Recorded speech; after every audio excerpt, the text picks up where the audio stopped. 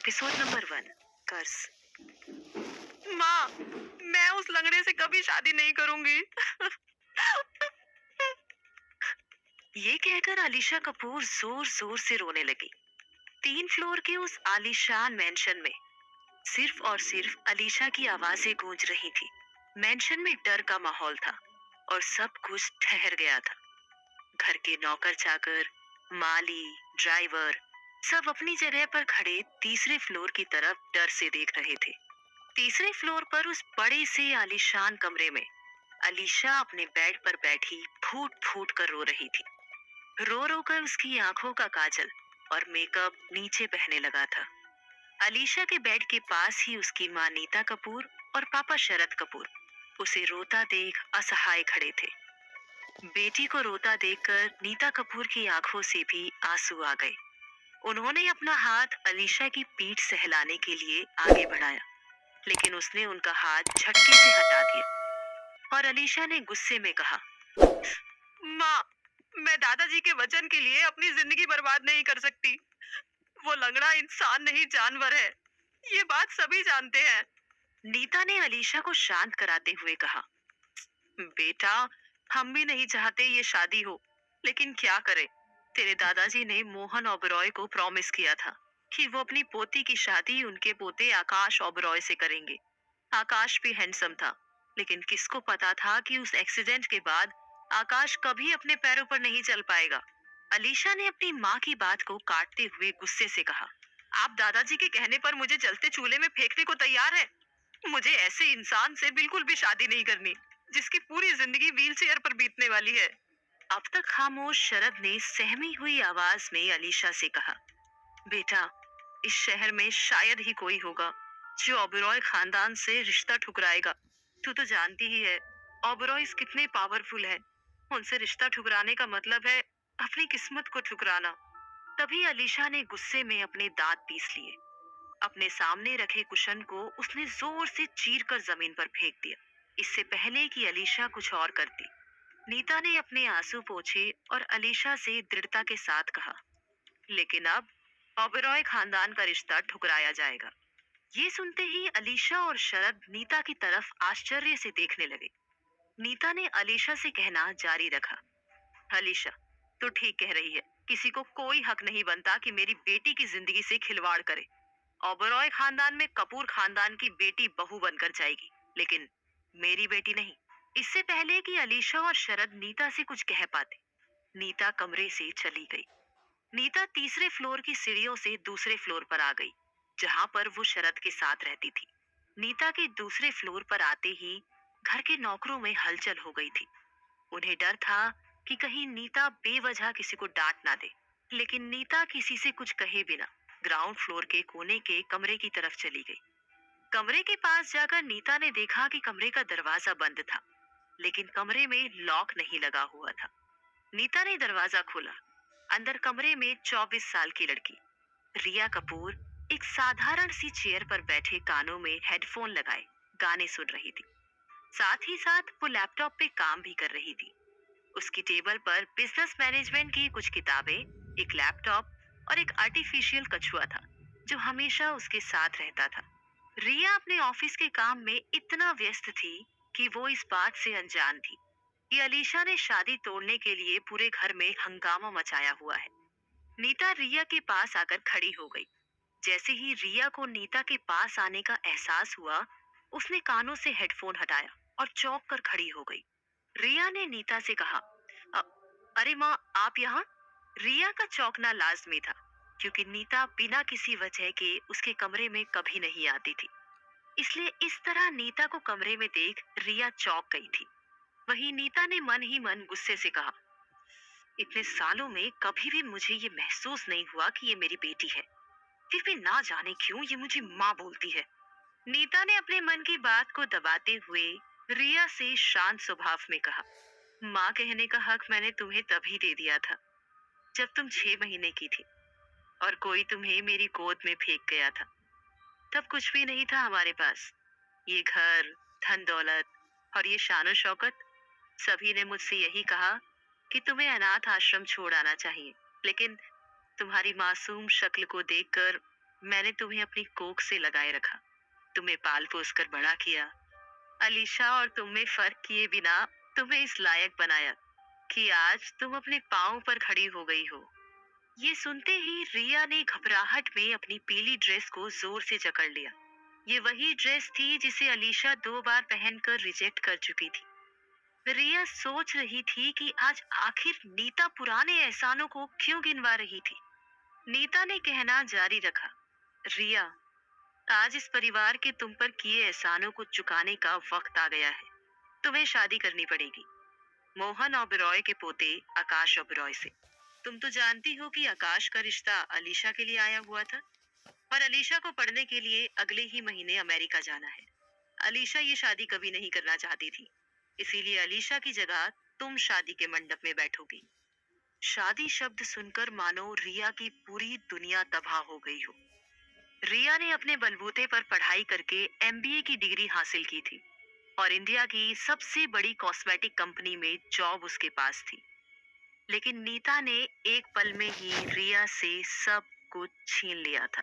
रिया ने डर से कांपते हुए नीता से कहा, माँ, लेकिन मैं कैसे शादी? इससे पहले कि रिया कुछ कह पाती, नीता ने उसे बीच में रोकते हुए कहा, मैंने डिसीजन ले लिया है, अब इसके बारे में कोई और बात नहीं होगी।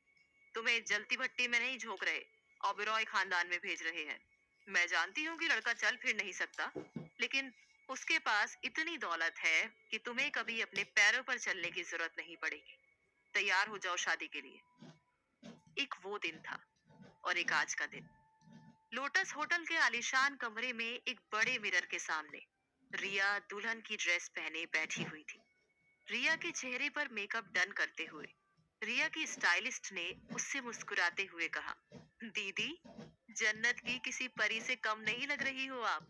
लेकिन आप बुरा मत मानना, आपसे शादी करके उस लंगड़े की तो मानो किस्मत ही खुल गई। कहाँ आप हो और कहाँ वो। रिया ने स्टाइलिस्ट को तुरंत टोकते हुए कहा, ये क्या बोल रही हो तुम? वो जैसे भी है मेरे होने वाले पति है। ये सुनकर स्टाइलिस्ट ने अपना सर नीचे कर लिया। रिया अपने आप को शीशे में देख रही थी, लेकिन ठीक ही तो कह रही थी स्टाइलिस्ट। रिया परी जैसी ही लग रही थी, मानो दूधिया बदन वाली परी को किसी ने लाल जोड़ा पहना दिया हो। लाल जोड़ा उस पर यूं जच रहा था मानो कोई पेड़ लाल फूलों से लबालब भरा हो। रिया की आंखें भी मोती के समान चमक रही थी। उसके गालों की लालिमा गुलाब के फूल जैसी थी। स्टाइलिस्ट ने रिया से कहा, दीदी चलो, मुहूर्त निकला जा रहा है, पंडित जी से मुझे डांट पड़ेगी। रिया चेयर से उठी और कमरे से बाहर आ गई। जैसे ही रिया कमरे से बाहर आई, रिया ने देखा लॉन में सभी गेस्ट उसे देखे जा रहे थे। रिया को महसूस हुआ कि उसने स्टाइलिस्ट को तो चुप करा दिया था, लेकिन बाहर सभी गेस्ट दबी जुबान में वही बात कह रहे थे जो उससे स्टाइलिस्ट ने कही थी। रिया मुस्कुराहट के साथ मंडप की तरफ बढ़ने लगी, लेकिन जैसे ही रिया आगे बढ़ी, किसी गेस्ट ने कहा, लंगड़े आदमी के साथ अपनी बेटी के हाथ पांव बांधकर समंदर में फेंक दिया कपूर ने। दूसरे गेस्ट ने कहा, अपाहिज होने में किसी का कोई बस नहीं, लेकिन सुना है कि उस लड़के का गुस्सा हमेशा 7वें आसमान पर रहता है, कोई भी उसके आसपास टिक नहीं पाता। तभी किसी तीसरे गेस्ट ने कहा, ये तो कुछ भी नहीं है, मैंने सुना है कि लड़का ओबेरॉय का असली बेटा भी नहीं है, डस्टबिन से उठाया है, ओबेरॉय की नाजायज औलाद है वो। गेस्ट की बातें रिया के कानों में गरम लोहे की तरह चोट कर रही थी, लेकिन रिया के चेहरे पर शिकन का भाव नहीं था। उसने अपने चेहरे पर मुस्कुराहट बनाए रखी। वो हाथ में वरमाला पकड़े हुए मंडप की तरफ बढ़ गई। लॉन के बीचों बीच गुलाब और मोगरे के फूलों से पूरा मंडप सजाया हुआ था, और मंडप में पंडित जी मंत्र पढ़े जा रहे थे। जैसे ही रिया मंडप में पहुंची, उसके पांव तले जमीन खिसक गई। मंडप में जहां आकाश ओबेरॉय होना चाहिए था, वहां सिर्फ एक व्हील चेयर थी। व्हील चेयर को शेरवानी और बरमाला पहनाई गई थी। गेस्ट की भीड़, जो अब तक दबी जुबान में खुसफुसाहट कर रही थी, अब खुलकर बातें करने लगी। भीड़ में से किसी ने कहा, देखो कितना घमंडी है आकाश ओबेरॉय, शादी में खुद आने की जरूरत ही नहीं समझी, अपनी व्हील चेयर को बेच दिया। ऐसे घमंडी इंसान के साथ अपनी जिंदगी बिताने जा रही है रिया कपूर। वहीं आकाश की तरफ से जो बाराती आए थे, उनमें से किसी एक ने कहा, सुनने में आया है कि आकाश ओबेरॉय बड़ी मुश्किल से अपने दादा मोहन कपूर के कहने पर शादी के लिए राजी हुआ था, लेकिन हफ्ते भर पहले ही कपूर ने दुल्हन बदल दी। तो फिर व्हील चेयर तो भेजनी ही थी आकाश को। भैया, खिलाड़ी चाहे लंगड़ा ही क्यों ना हो, कॉन्सोलेशन प्राइज लेना उसे भी रास नहीं आता। रिया भीड़ के बीच अपमानित और असहाय महसूस कर रही थी। वो हाथ जोड़कर अपनी माँ नीता कपूर और शरद कपूर को ढूंढ रही थी। रिया चाह रही थी कि भीड़ के बीच से उसकी माँ नीता आकर कह दे कि ये शादी नहीं हो सकती, लेकिन नीता ने अपनी बेटी अलीशा को इस शादी से बचाने के लिए ये ताना बाना बुना हुआ था, इसलिए वो चुप थी। तभी पंडित जी ने कहा, मुहूर्त निकला जा रहा है, वर वधू एक दूसरे को वरमाला पहनाइए। नीता और रिया की आंखें आपस में मिली, इससे पहले कि रिया नीता से कुछ कह पाती। नीता ने इशारे से रिया को पंडित जी की बात मानने के लिए कहा। रिया का उसी पल दिल टूट गया। उसने आगे बढ़कर व्हील चेयर को वरमाला पहना दी और व्हील चेयर में रखी माला को खुद पहन लिया। मंडप के चारों तरफ खड़े गेस्ट की आंखें फटी की फटी रह गई थी। उनमें से किसी गेस्ट ने अपने फोन में इस अजीब शादी को रिकॉर्ड करने के लिए अपना फोन उठाया ही था कि टक्सीडो पहने कुछ बॉडीगार्ड्स वहां आ गए। उनके सूट पर ओबेरॉय का बैच लगा हुआ था। उनमें से एक बॉडीगार्ड ने गेस्ट का फोन छीनते हुए कहा, इस शादी को रिकॉर्ड करना अलाउड नहीं है, प्लीज। रिया का अब दम घुट रहा था और उसे एहसास हो गया था कि वो ओबेरॉय परिवार के पिंजरे में हमेशा के लिए कैद होने वाली थी, जहां पर उसे अपनी मर्जी से सांस लेने की इजाजत भी नहीं होगी। और इस पिंजरे में उसे कैद करने वाले खुद उसके माँ बाप थे। देखते ही देखते मंत्रोच्चार के बीच रिया ने व्हीलचेयर के साथ फेरे पूरे कर लिए थे। इतिहास में पहली बार किसी लड़की ने इस तरह व्हीलचेयर के साथ अपनी शादी रचाई थी। और फिर विदाई की घड़ी आ गई। ये विदाई भी अजीब थी। रिया की आंखों में आंसू की एक बूंद नहीं थी। रिया ने अपना दिल पत्थर बना लिया था। वो अपने माँ बाप और अलीशा से मिले बिना ही गेट पर खड़ी काली कार की तरफ चली जा रही थी। उसने एक पल के लिए भी पीछे मुड़कर नहीं देखा। रिया कार में बैठ गई। बॉडीगार्ड ने उस ऑटोमेटिक व्हील चेयर को रिया के पास वाली सीट पर चढ़ा दिया और कार का दरवाजा बंद कर दिया। कार चल दी, लेकिन कुछ पल बाद ही रिया को महसूस हुआ कि वो अपने माँ बाप, घर और अपने सपनों को छोड़कर किसी ऐसी अनजान जगह जा रही है जहां ना वो किसी को जानती थी और ना ही उसे कोई जानता था। आखिर कहाँ जा रही थी रिया? क्या होगा जब रिया उस घमंडी और गुस्सैल इंसान का सामना करेगी जो अपनी ताकत से किसी को भी झुका सकता था? जानने के लिए सुनते रहिए पॉकेट एफएम।